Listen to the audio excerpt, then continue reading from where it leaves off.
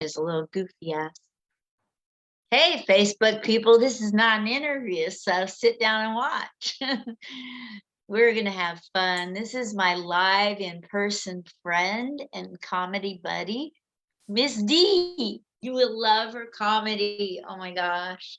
Yeah. When she takes the stage, she takes hostages, and she does it in a good way. You don't even know you're a hostage. You're just sucked into her thingamajig, her vortex, if you will. Oh, wow. Yes, that's a good one. I like Yeah, that. My yeah, vortex. I am yeah. captivating. I am captivating. You Thank you. are. You have a presence. You have your own persona. You're being yourself. And that's what I told you the other night. You're not. What you're doing is so advanced for the number of years or time you've been on stage. Because Okay. I know a lot of comedians I've interviewed, close to 1,000. And so many of them say it takes 10 years to be who you really are on stage and be authentically yourself. And you Mhm. already have that. Well, thank you. That means a lot. It's a That big means a deal. lot. And, Good. I'm glad. and I mean, I hear people saying, to bring more of me out there, and I am. I mean, unless I bring some of my family members and you see me fighting them on the stage, that'll be the most realest stuff you ever get. I mean, I'm trying. You don't need to bring any more of yourself on stage. They do.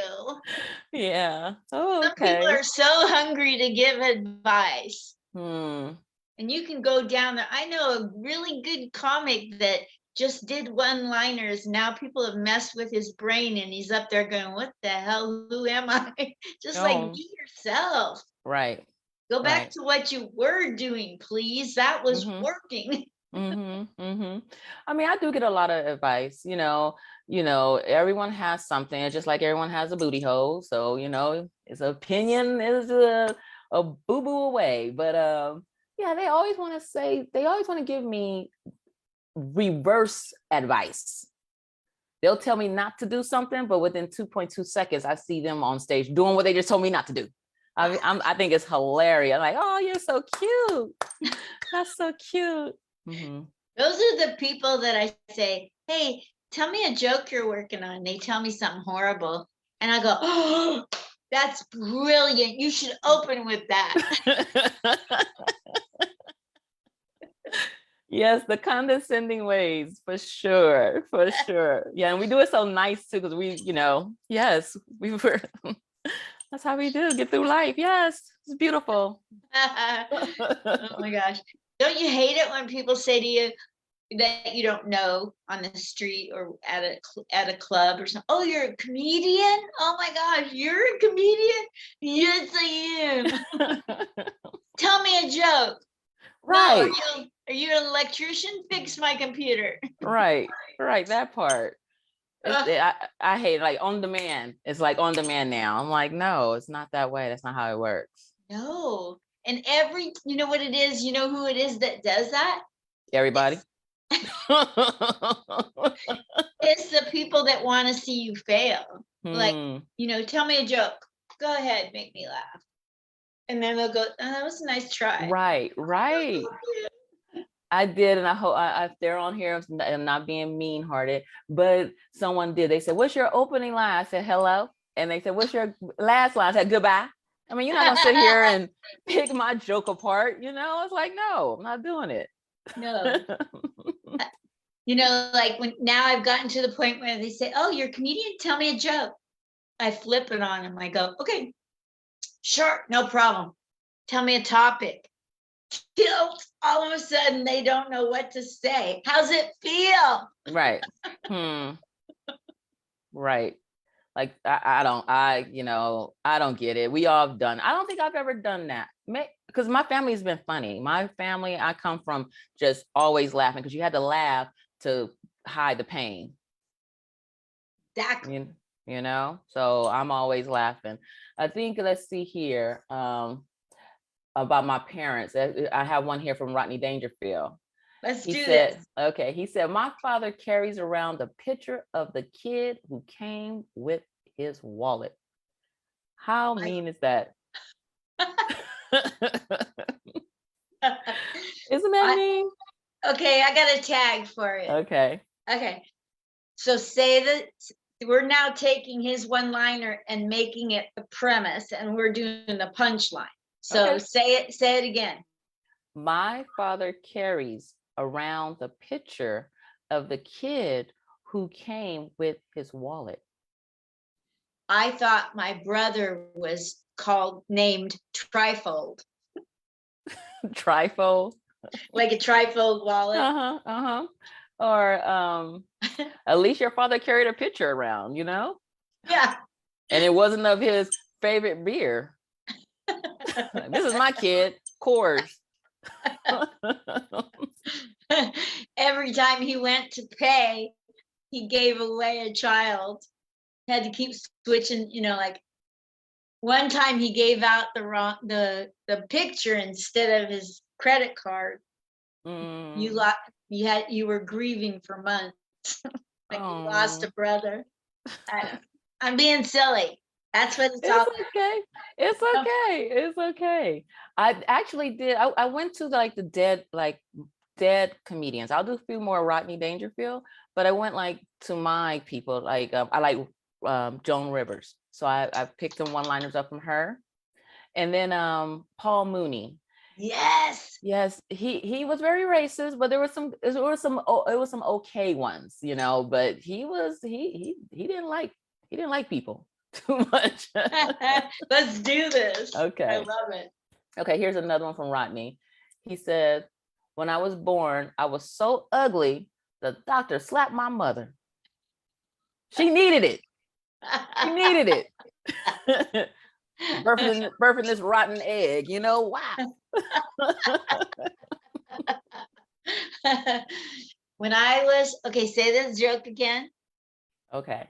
When I was born, I was so ugly, the doctor slapped my mother.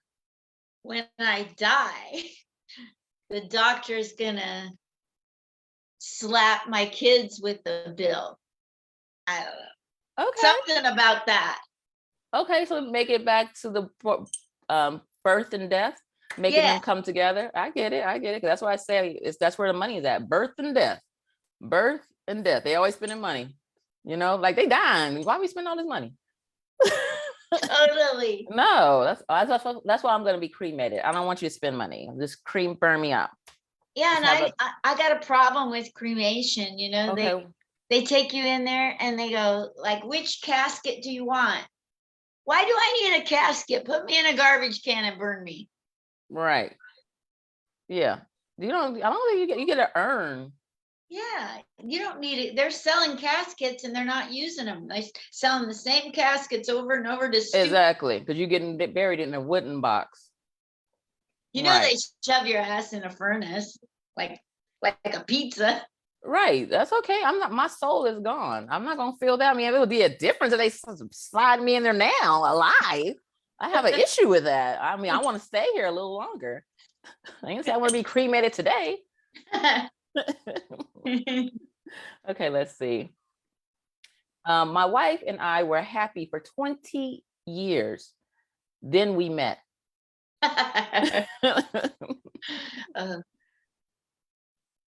You got anything for that one? Let's see.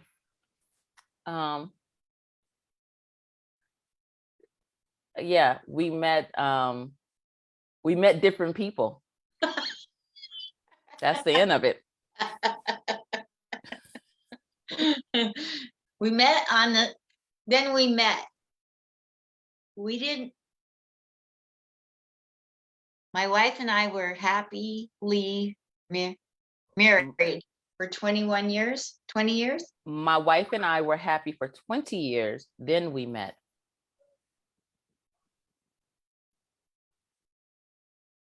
No memories.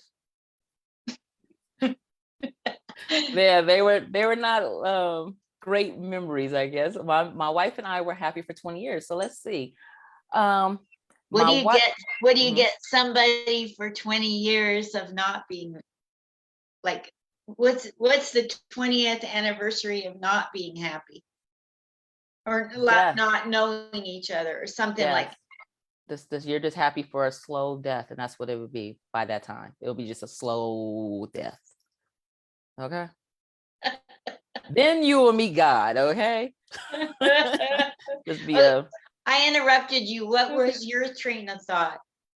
Oh, no. I really didn't have one. I was gonna break it down, but that one was okay. You know, my wife and I were happy for 20 years. That's death.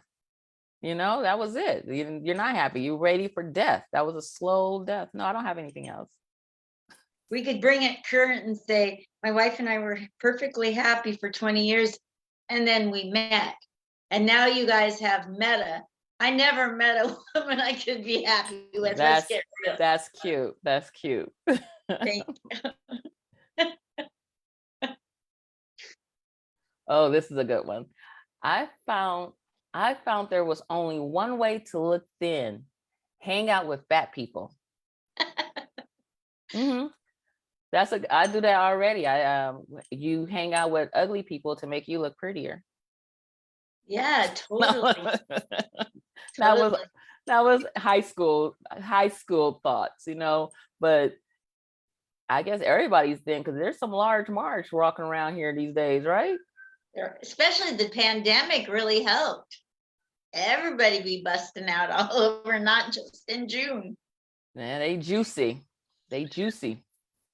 Yeah. Mm-hmm.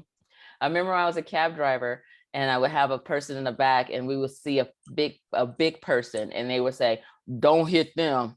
They'll be like, no, they say they first they would tell me to hit everybody, but then they'll see a big person and say, "Oh, they'll leave too much of a mess." I'm like, what? You have ever actually thought this through? Yeah. I could see him going, have you ever tapped someone's ass that it was like a bounce house? Oh, Yeah. oh, yeah.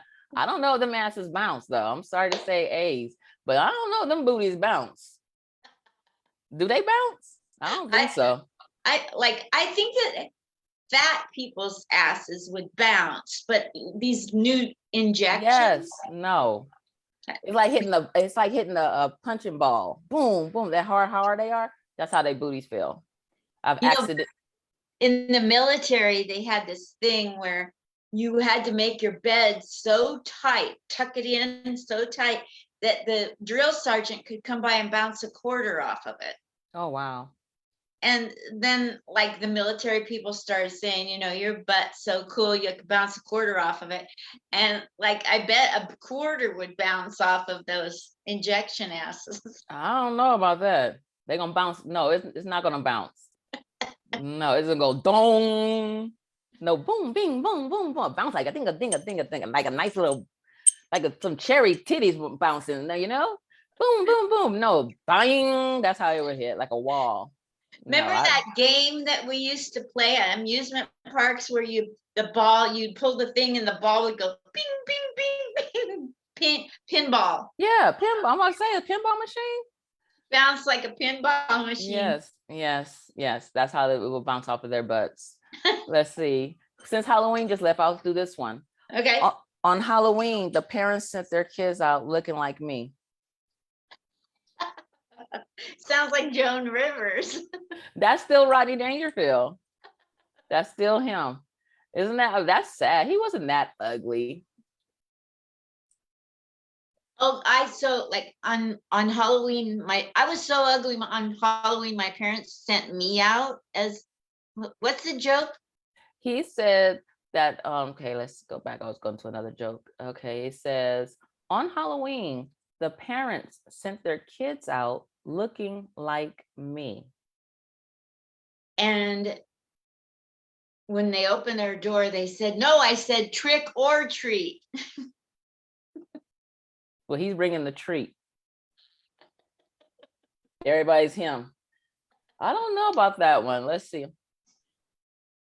Yeah, I would have I would have to look into that. I would have to let's see. Well, Halloween, the parents sent their kids out. So yeah, on Halloween, the parents sent their kids looking out like me, homeless, starving, and desperate. Right? I like that. That's a good look. You're tagging your own jokes right now. That's a good look. And the parents opened the door and said, Dangerfield? No, go out into a dangerous field. Mm. Mm-hmm.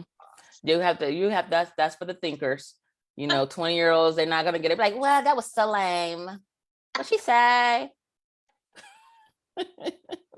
They're not gonna get that one, but I got it. Way over their head. Wordplay. Who'd have thought that millennials could make wordplay intelligent? No, like hard. Like you don't even want to play it no more. You're like, I'll forget it. I won't even play with you. Why are you thinking that way? Like, no. I think me and my daughter do it, and I'm like, I'm tired. I'm done. Okay, this is Joan Rivers. This is Joan Rivers, my girl. All right, let me put on my Joan Rivers thinking cap. Okay. It doesn't work. Okay. Okay. I think anyone who's perfectly happy isn't particularly funny. I just said this statement to my husband. And I said, what does she mean by that? And he just like, because you don't have any pain to make funny. But I do. I take my happiness and make it funny. I take my family. A lot of my stories come from family and ex-husband. So I do take my pain, but I am in a happy relationship. So I hope people don't think that way. That got me to thinking. No, I think your husband is on to the truth of what she went through a lot. And I think what she's trying to say is that if you wonder why I'm so funny, it's because I've been through a hell of a lot and been able to come out of it and make other people laugh in spite of it. Okay. Like, I don't, like her husband committed suicide and she made that funny, Right. I mean, I never thought that topic was great, but she brought it home all the way to the bank too. Right. Well, they felt empathy for her. I mean, Yeah. I've seen her when she brought the ashes on Johnny Carson's show and wiped them on his desk on his desk. She was like, "Oh, my husband, he wanted to be here," and she's wiping it on his desk and everything. So I remember that. Yeah, I mean, I'm pretty sure she's seen a lot. We all seen a lot, in our own lives here. Let's see. I have. Do you know that just as a little side note, this is not improv. Oh, okay. At Joan Rivers, people who know her have told me that she always wore that QVC jewelry she made. And when anybody would say, "Oh, I love your necklace," she would take it off and give it to them. I think I've heard that. And they used to do it on her show. When she had the Joan Rivers show, she would like the people that were around her in her circle. Someone would say, "Hey, I like that," and she would go here. So she did show that part of that side of her on that show. Well, the other day I was walking around Vegas Boulevard barking for the Oyo casino show. And this lady said, "I love your necklace." And something inside of me remembered Joan. So I took the necklace off and I gave it to the lady and she was flabbergasted. Okay. And she said, "I'm here in Vegas. Get ready for chills, body chills." She says, "This is the anniversary of that shooting that they had in Vegas, the Vegas Strong thing." And she said, "This is a picture of my sister who was shot to death that day." Oh. And it was on the celebration day of her sister's death. And she had a purse full of crocheted crosses to commemorate her sister's life. And she gave me one. That's cool. Yes, it was a cool moment. Right. Brought on by Joan Rivers. Oh, wow. Yeah, I'm not going to give out my necklaces. I'm sorry. I'm just not doing that. Give you $1 and you get out my face, but no. Sometimes I'll be wearing real stuff. I'm not just going to be handing out my stuff. No, I work hard. I took a lot of ding-dings for that. But no. Okay, here's another Joan Rivers. Okay. I succeeded by saying what everyone else is thinking. And I like that. That is so cool. These are really thoughts. Like, I I don't see the joke in it, but it's a great premise. It's probably Okay. just something she said, a quote, but we could turn it into a joke with a punchline. I succeeded by saying what everybody thought or was afraid to say. I succeeded by saying what everyone else is thinking.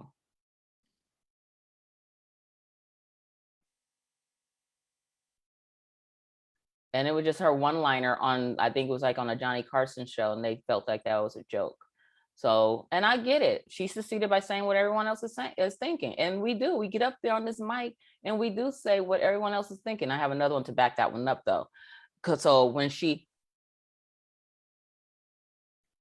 so again, it goes this: I've learned to have absolutely no regrets about any jokes I've ever done. So those two concepts right there.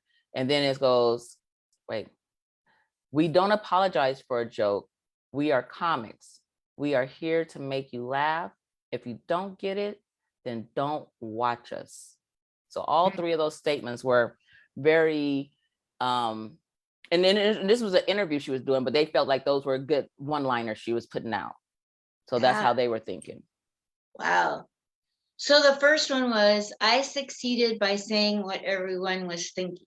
What everyone else is thinking. And Not, we are. it beats saying what I'm thinking. Yeah, like, what the heck am I gonna eat today? But no, but like, you know, you just say it. We go up there and we just say what we want to say, you know, but you know, you try to have some substance and you try to find the funny out of what we're saying. But like people get up there and they're saying the political stuff, and people saying, you know, that the college stuff where they're smarter than everyone in the room. People that, you know, is for this and for that. So we are getting up there and saying everything that everyone else is thinking, but we're making it funny, period. That's the end of the day. They're just making it funny. Yeah. And, you know, I love it when a comic gets up there and says, I know what you're thinking. Those kind of jokes, those crack me up. Like, I know what you're thinking. I look like if Gene Simmons from Kiss had a baby with Dr. Ruth. Right. You know, like, and if that person actually looks like that, it's so funny that it's so funny that like when you look at me, you think she's trying to look like Marilyn Monroe with her 71-year-old ass, you know. Those are funny things. No, you could be Marilyn Monroe if that's what you would like. You're Marilyn Monroe. We gonna go for it. Marilyn Monroe. That's what I'll call you. I love saying what other people are thinking, you know, like, and it kind of framing it. Like, I know what you're thinking, and I'm going to say what you're thinking. Mm-hmm. But as comics, I know what she meant and what you're trying to say, that as comedians, we are the voice for people in the audience. And that is true. So when we are on stage and we're telling our truth, and okay, in one part she does say, you know, like I'll go back to it somewhere. Okay. Yeah, where we're here to make you laugh. So you're sitting there in the audience, people are in the audience, and they sitting there and they're watching us comics on stage or whatever. And someone next to him with bad breath, and we make a bad breath thing. Like, you know, him next to you, the person next to you has the funkiest breath, and you just want to give them a mint, you know, like me with all my mints, you know, it's a joke. It's an ongoing thing. Like, I have all my mints out there. I don't want you talking to me with funky breath. So, you know, we are saying what they're thinking, you know. I love that. Mm-hmm. That's when we're the funniest, when we can reach in and touch people and say what they prefer not to say, or be so relatable because it's what the masses are thinking. Mm-hmm.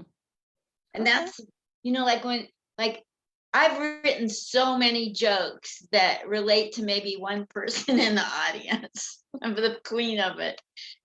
Like, it's painful getting up there and having one person in the back go. No, it just takes a minute because it's thinkers. And that's what I had to learn too. Like, so just leaving on a thinking. And sometimes it takes them a while, even when they're driving in their car, they're going, what she said? Because I have a joke. And that's why I was trying to explain myself, that my family is from my mom's from Alabama, my dad's from Texas, but and so they have that country twang, and I have a joke saying, I don't know Buddhism or Islamism. I haven't learned because learned is not learned English yet, like, so I was trying to make the funny of that, but that didn't connect to nobody. They was like, what? She's slow. But yeah. That'd be funny if you do that joke and you go and you talk into the microphone like the voice of the audience. Dang, she be slow. No, I already had someone do that. I put a clip out there. The guy said, oh, I was like, these are jokes, dude. What's wrong with you? Get out more. He might was in Get Out, who knows? I don't know. So a few more. Let me see. I don't know. We have a few more. Let's see, what's this going? I was gonna do Paul Mooney, but he's so mean.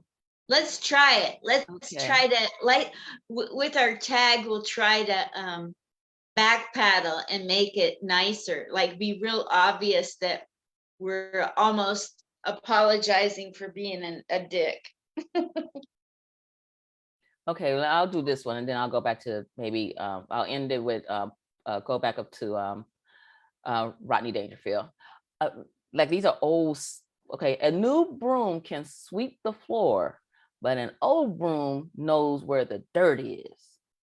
So instead of saying B, he was back in those times, he was calling him a broom. He was what's the broom? A B, B-I-T-C-H. He instead of calling them a B, he called them a broom. A new broom can sweep the floor, but an old broom knows where the dirt is. That's how I'm getting it out of this. Yeah. Like I said, it's old. It's like 1970. It was like nothing up to date. Yeah. But that's what he made his money from. These kind of jokes those were thinkers. Like, well, what was the broom? So a new broom can sweep the floor, but an old broom knows where the dirt is. Nowadays, it's more like, Alexa, go get the Roomba and bring me a mango peach cobbler with iced tea. I don't know. So he gave you thinkers or just like scratching your head, like, really? Like, I was telling my husband, like Lisa Lampanelli, I know she's not passed, but if you look at her, she has some racy stuff too. You like, that flew, that was flying on TV. It was kind of cringing. It was. And like, I went and saw her and I met her. And when I was in the audience, her jokes are so well written, and her persona and her love for all people is the beginning of her show. And then she slides into this cutting everybody down and wraps it up with let's all get along. And by the time she's done, you're giving her a standing ovation. Right. But people don't know that. She called herself the Queen of Mean because everybody said she was mean. But if you take one of her jokes and extract it and just hear that, you lose what she's really trying to do. No, I thought she was funny. I mean, I've seen her show. I haven't been a person that went physically and seen her, but I've seen her show on TV, HBO, whatever. And yeah. I'm like, woo, I saw her the parts, but then, yeah, she did bring back the funny. It was funny, and it was funny for me, so yeah. Well, okay, yeah. I'll wrap it up with the Rodney Dangerfield. Oh, did you want to say a Lisa Lampanelli one? No, I didn't bring a Lisa Lampanelli one. I did not. No problem. Okay, yeah, I didn't get hers. I was just saying, like, her and him are in the same era. People always said that he was mean, but I'm like, she's just as mean. There's some other, people that are just as mean. Yep. Condescending ways, those little undertone jokes that, like, we have thinkers. Okay, last one, I guess. Okay, my uncle's dying wish, Rodney Dangerfield. My uncle's dying wish, he wanted me on his lap. He was in the electric chair. So they wanted to take him away a long time ago, huh? He didn't say how old he was. You know, I guess his uncle was telling him death is better than where you're at now. Jeez. That is crazy. I wonder if that's true. It's probably really true. Something about it. Yeah. Someone went to the electric chair, but we don't know why. Wow. Yeah. Do you He have was I don't think he was a switch hitter. I don't know what to do with this joke. Okay, a switch hitter. That's cute. So at that note, we'll just leave it at that one. Okay. I didn't know he was into little boys and charging up little boys, but I wonder how old he was at the time. Oh, I didn't dissect that joke that far. I don't know.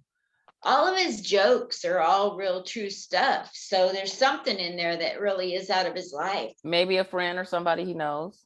Maybe it was just a story on the news. Someone got the electric chair and it fitted that part, you know. His uncle really did die and he was just trying to make it funny. So do you have something to say extra about that joke before we go?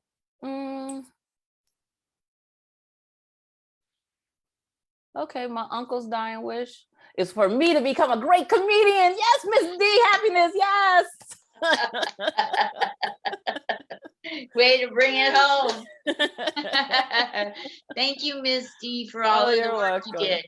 That was fun. Wasn't that fun? It was. Thank you. Thank you for having me. All right, Thank you. bye. Bye. Bye.